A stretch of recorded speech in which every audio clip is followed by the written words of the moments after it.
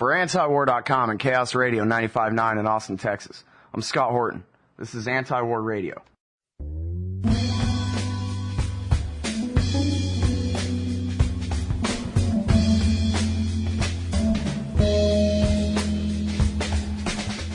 All right, so now to our next guest. It's Cole Miller from NoMoreVictims.org. Welcome to the show, Cole. How are you doing? I'm doing well, thanks. How are you doing? I'm doing great. Thank you very much for joining us on the show today. I really appreciate it. Oh, it's my pleasure. Thanks for having me. Well, this is a hell of a project you have going here. I had no idea about this. Did I understand your kind of embedded video there on the front page correctly, that you've been doing this since 1999, this project? No. I've been doing it since 2002. Oh, since 2002. I guess. In anticipation of the war. I see. Well, okay, first of all, let's go ahead and let you explain what it is this project is, and I think I can just add as an aside here. I think you talk about someone who was injured in an airstrike in 99, and that's where I got that from. But go ahead and tell us all about No More Victims, please. Well, it started off when I was looking about for something to do, given the fact that, Iraq, this beleaguered, non-threatening population, was about to be assaulted by the United States. And I decided to make a poster using a photograph of a child who had been injured by U.S. forces. And I got in touch actually with somebody from Austin who you may know, Alan Pogue. Now, I don't know him. You don't know him? Well, he's a great documentary photographer, and he's a member of Veterans for Peace. He's a Vietnam combat vet. And he was over with the Veterans for Peace delegation in Basra in 2000 to restore a water treatment plant. And while he was there, he snapped a couple of photographs of a girl named Isra Mizyat. And she had lost her arm in a U.S. airstrike that took place on January 25th, 1999, in the so-called no-fly zone.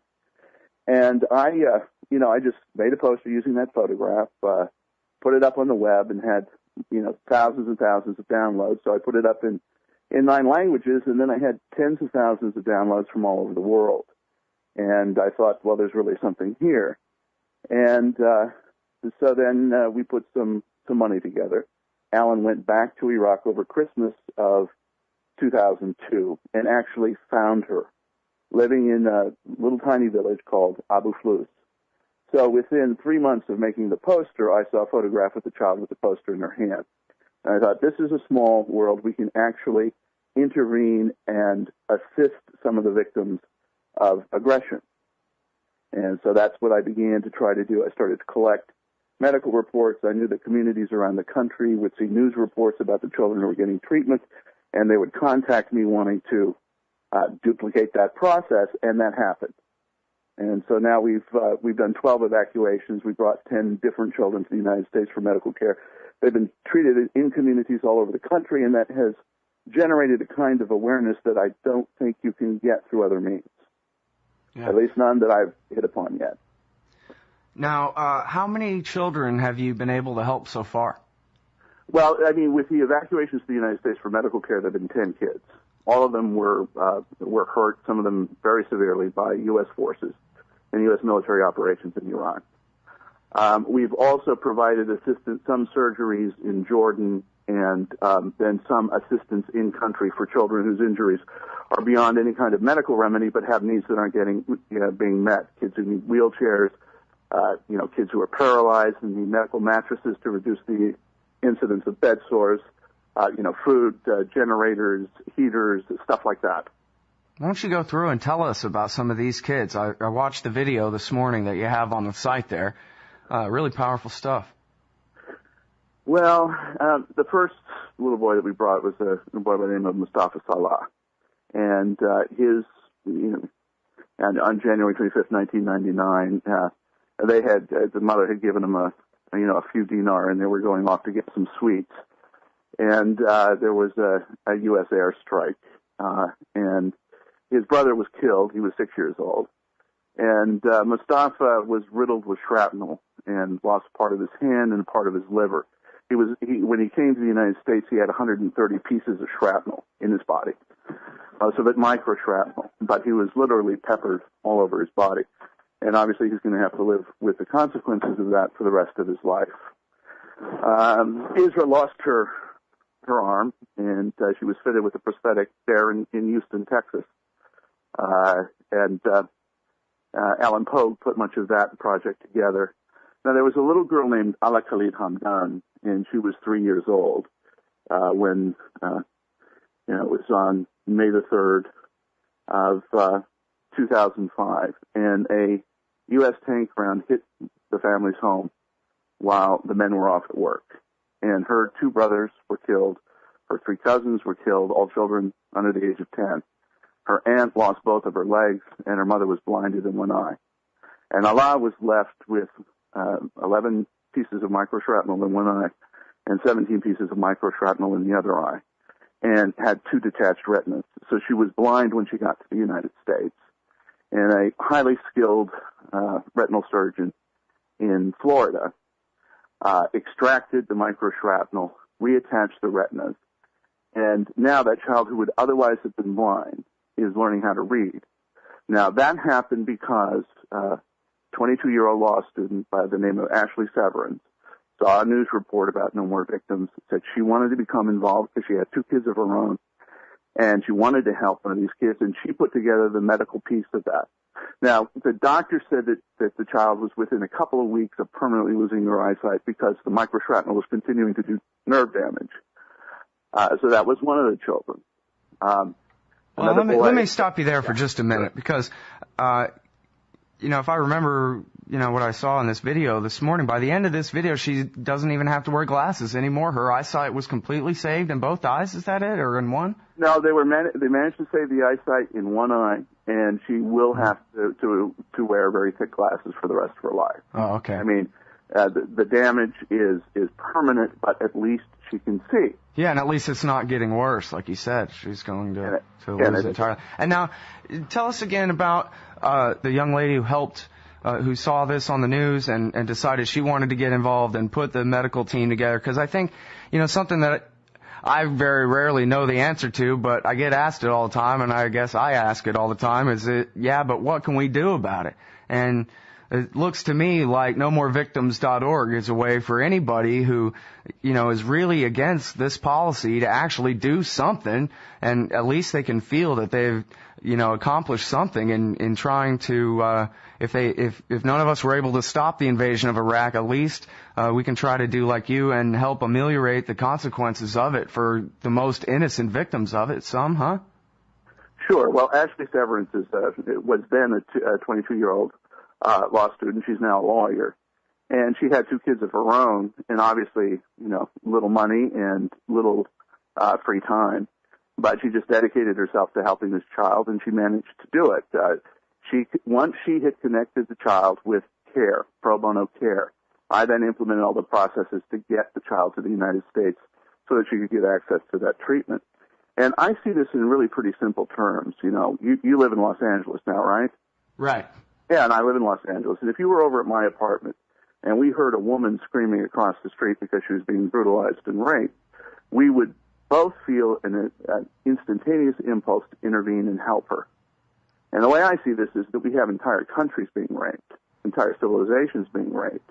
And what I want to do is awaken that impulse and then develop methods that permit its constructive expression. And this is what we came up with. Mm-hmm. Every child that comes to the United States brings a story with them.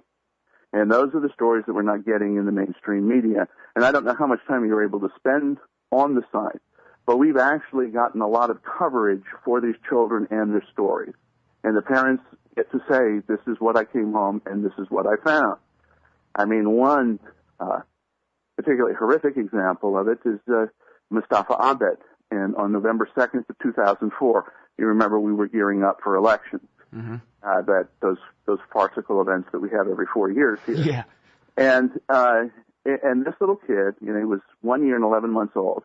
His mother had taken him to a clinic to get a shot because he had an infection. And when she was walking home, the United States started to do some softening up bombing. They got caught up in it. And he had about a quarter of his body blown off. He lost his leg. He lost half of his pelvis, lost his hip. And he also developed kidney stones And when we got him to the United States, he had a bladder stone the size of a pine cone. And it was forcing urine back up into the kidneys.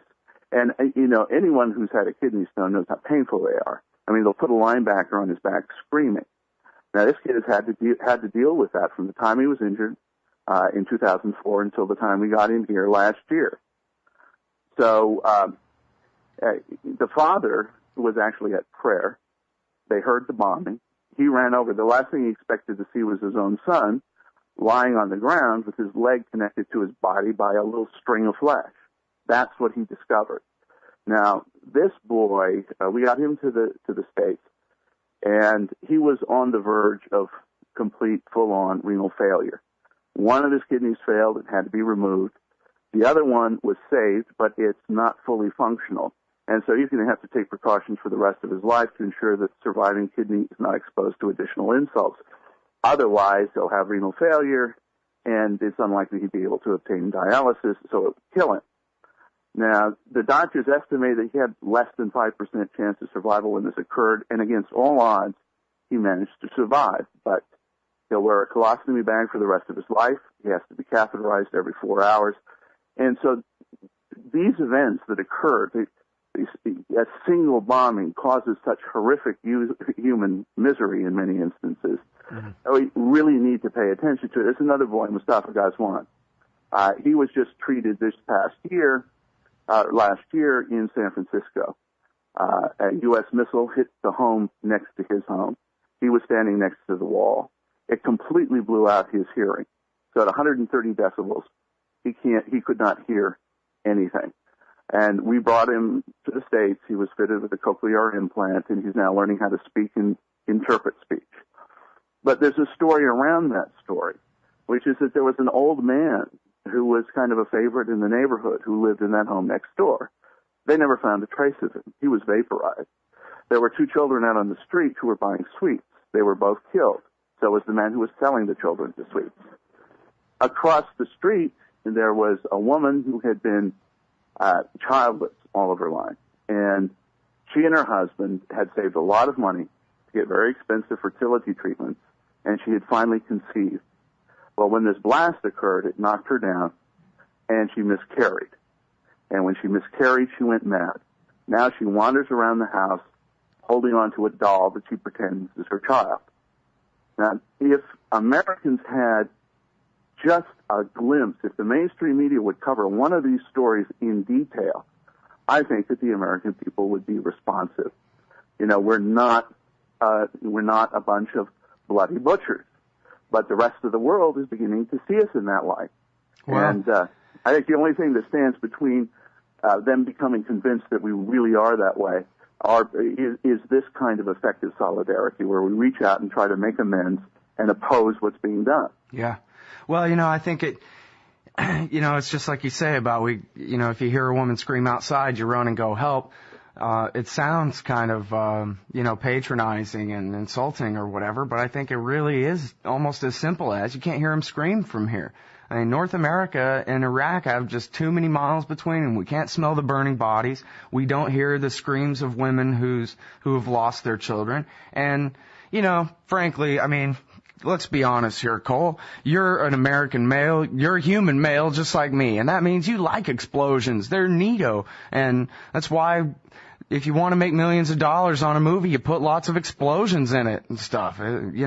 Explosions are cool. And airplanes going Mach 2 and all these things. You can watch Discovery Channel all day and they'll tell you all about the hardware of war and never tell you about the people on the ground. And it becomes, that lady across the street, well, she's one of us. She's the neighbor, but people over there, they're almost not even people. They're like cartoon characters, All people know about Iraq is the movie Aladdin or something. They can't even imagine, they can maybe imagine a vague shape of what Iraq is sort of shaped like on a map, but they can't imagine it as a real place with real people, with real mothers on their knees screaming for God to strike them down too because they can't take the grief. And yet that is in fact how it is.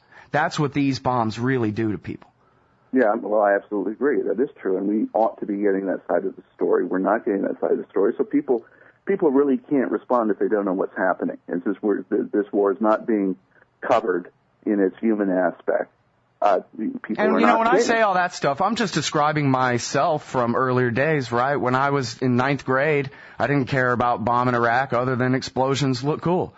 And I remember my own mindset as a ninth grader, and I think that's a pretty accurate depiction of most Americans' mindset, which is whatever happens to the Iraqi people doesn't matter at all. You have to really stop and think and decide, no, they're individuals, and boy, you know, this little kid with half his face blown off, that must really hurt him on a daily basis a lot. You have to stop and really consider. Otherwise, you could live in this society and just go right on pretending. No, that's absolutely true. You could, and if you see what we see on the tube, I mean, you see a kind of foreign-looking landscape. It's a desert landscape. You see people dressed differently than we are, slightly different skin tone than we have, and speaking a language that we don't understand, and suddenly it's Pluto. Well, it's not Pluto. It's plain right away, you know. And one of the things that's happening, you know, a lot of the technologies that I'm using, the internet, you know, cameras, other technologies, email, et cetera, all of those were developed by the so-called Department of Defense with public money. And then as soon as they can make a profit, obviously it's spun out to the private sector. But I'm utilizing the very same technologies to get closer to the people who are being harmed. And we can all do that. I mean, this is the globe is becoming wired. We can find out what's happening. We can communicate with people on the ground. I mean, just today I got an email from somebody, a human rights group that I'm working with in Afghanistan. And they're off investigating a strike that occurred pretty recently that killed a whole bunch of people, including 10 students. Now, are there kids who were injured, whose injuries could be treated either in the United States or elsewhere with the assistance of community groups who are doing it as a matter of conscience, out of a sense of responsibility? Wait a minute. You're talking about that is probably. Cole, are you talking about the story from a few weeks ago where the soldiers supposedly took the kids out and executed them? I'm not sure it's that one, and I just got a preliminary email from him, so I'm not sure whether it's that or something else. That's the other thing. I'd like to follow up on that with you later on. No, I would love to. You know, there's another little boy that we're trying to help. We already have his medical report. He's from Afghanistan. He lost 7 members of his family. 7 members of his family in a strike that killed over 100 civilians in Farah province.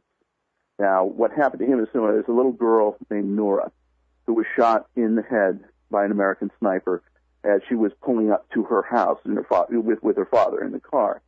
And the bullet caught her, you know, behind the ear, and then it came out at the top of her head and blew a big, shattered a big chunk of her skull. And what's amazing is that she remained herself, her personality, no cognitive deficits that anybody could find. She was in a coma for a couple of weeks. But her brain was left unprotected because the skull bone was gone. So we brought her here, and she had a custom implant inserted, so now she can go outside and play. Her brain is protected. This boy in Farah, he has a similar but milder injury where a little piece of his skull is missing and it's soft. And those kinds of, head injuries. The other thing that people can do is that doctors in the United States, the medical groups in the United States are very willing to help. So I send medical reports to the University of San Francisco Medical Center to a doctor named Dan Lowenstein, who has been extremely helpful and helped get the treatment set up for Mustafa, the boy who lost his hearing. And he has access to a wide range of specialists who are some of the top people in their fields, and they take a look at the medical reports and they tell us, they tell us if there are other tests that need to be done. They give kind of a preliminary idea of what the child needs, and if we do that, just think of the national security aspect of that. To the extent that national security actually involves the physical integrity of actual citizens, I don't think there's anything that we could do to enhance our national security more than showing that we give a damn about what's happening to these people and that we're ready to make an effort to try to ameliorate the harm and provide some restorative justice. And I don't know why the line has not really come up. I think people should be arguing that the brutality, the callousness, and the irresponsibility of successive American administrations are endangering American families, because that's what's actually happening. Well, there's a story from not very long ago about old school Al-Qaeda from even before September 11th, I think. I forgot which guy it was, but he said that when he saw the protests in Britain and America on the eve of the Iraq War, he went, huh? Millions of white Christians in the streets saying no? Oh, well, that's kind of different than the way they told me it was, huh? And that's really what kind of made him rethink his willingness to participate in that kind of thing. But now here's a hard question, and you know, I don't mean to be cheeky or whatever about it, but I think it really does matter, and I wonder whether you've considered this and what you think of this. You know, my friend Bill Kelsey flies relief missions. By the way, he's a friend of Alan Pogue's, too. Oh, okay, there you go. So you know Alan Pogue. Yeah, there you go.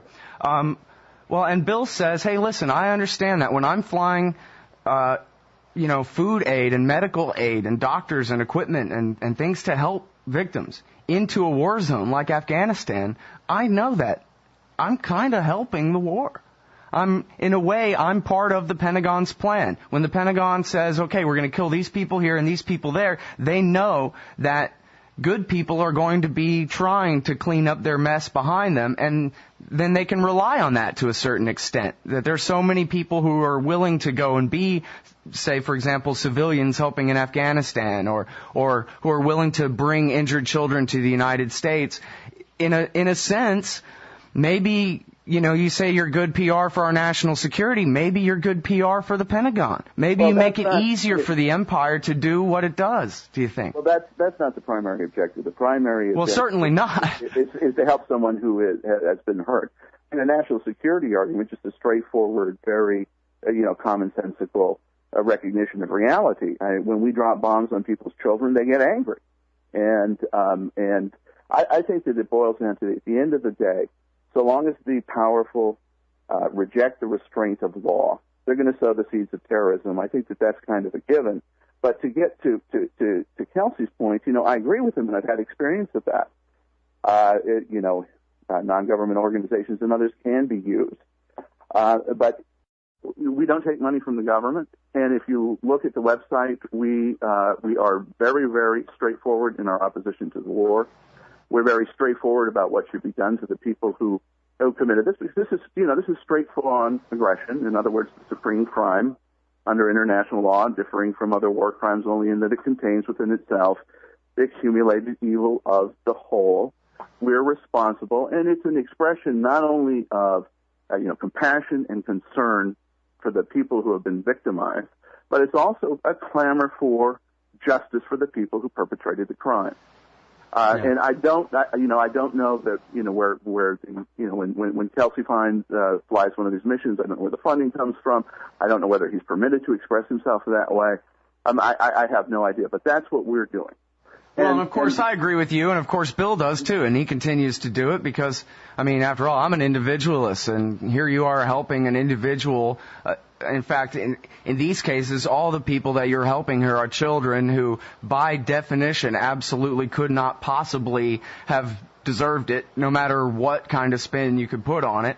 They're all innocent victims, and they all deserve help, and you've done a great job. This is heroic work. Just watching this 15-minute video on your website, which I urge everyone to go and look at. It's at nomorevictims.org. This is really heroic work that you've done here, and you really deserve a lot of credit for it. So now, in the last couple of minutes here, please tell the audience, because I know they're dying to know. Get your pens out, everybody. How can they help you at nomorevictims.org?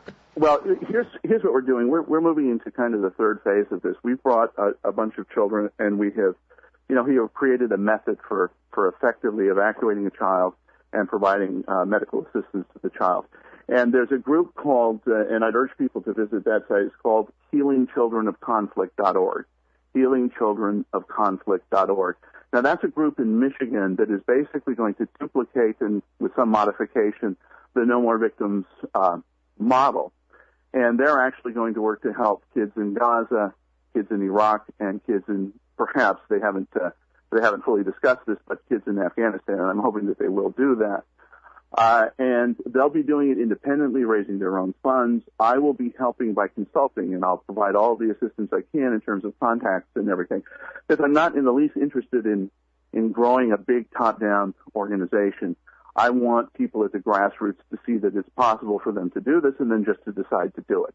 And they can do it, in their way with my assistance, and I'll help as much as I can. My website is www.nomorevictims.org. They can go there. They can see the video. In addition to the video that you saw, there's a bunch of other video there. And I have about 300 hours of video that I've shot with the families. And we're working on putting together a documentary that will, one piece that I have not seen in documentaries is this particular piece where community groups are actually organizing to provide assistance to injured children as an expression of opposition to war. I haven't seen that element really in any documentary, so we're working to put together a documentary. Obviously, we got hit really hard by the the Wall Street implosion, all these bankers running off with their filthy lucre, which hurt people all over the country, and that's obviously had an impact on No More Victims. If anybody can part with a dime or two here or there, that would be hugely helpful to us. And then we're going to be posting. As more medical reports come in, we're going to be posting them, and then we'll be actively seeking out people in communities around the country who want to put together projects of their own, and then we'll facilitate those. So it's, I just hope that people will just recognize that this is an option. There's so much important work going on, and I can't tell you how many times I've been in the Middle East listening to you on the radio. And really? Earlier on, it was you and Charles Goyer, Yeah. And to hear that going on, that's a huge encouragement to someone like me out there, just trying to make this happen. Oh, that's great to hear. People really think that they are more limited than they are. There's a lot that we can do, and that sensation of powerlessness. If you think about it, we're by definition the most powerful political actors who've ever lived. We live in far and away the most powerful military empire that the planet has ever produced. We are relatively free, and that by definition gives us a great deal of influence. But people seem to accept that there's nothing they can do, and I think it's a fallacy. And I think that the work of No More Victims, and it's not just me, it's Alan Pogue, it's Ashley Severance, it's Ann Miller. By the way, I met the woman I married doing these projects. A woman by the name of Ann Cothran got in touch with me. She's from South Carolina, probably the reddest state in the country. And she got in touch with me and said that she wanted to do something. And she eventually brought two kids, Sally Alawi and her sister Russell, for prosthetics treatment in South Carolina. We met as a result of that, and now we're married. That's great. Well, I got to tell you, you really do set a great example, and people are so frustrated, and it really is the question on the tip of everybody's tongue. I get it all day long, and that is, what can we do about it? And, I say follow Cole Miller. Go to nomorevictims.org. There's an example for you guys to emulate, y'all. Well, this is a juggernaut going down. I don't know. If we need to close, that's fine, but I grew up in Wyoming. In fact, I dropped out of the high school that Dick Cheney graduated from, which looks wonderful on a resume. And I loved to ski. It was my favorite sport. And there's not much to do when you're riding up the chairlift, but there was always that guy who was in a little over his head, who was on a slope that was a little too steep and a little too bumpy. And he'd start off down the hill, gradually gaining momentum. And there was this magic moment that you could always discern when he crossed the speed Rubicon, and the only way he was going to stop was by falling. And the longer he held on in desperation, the harder he would fall. And it's as if this American empire has reached that stage. We're broke, we're bankrupt, yet we're escalating wars, expanding wars, it's kind of astonishing to watch. Well, I really do have to wrap it up here. We got to move on to our next guest, but this is really heroic work that you're doing here, Cole, and I really appreciate your time on the show. I hope we can do it again soon. Me too. Great speaking with you. All right, everybody, that's Cole Miller from nomorevictims.org. Go and check it out. And we'll be right back after this.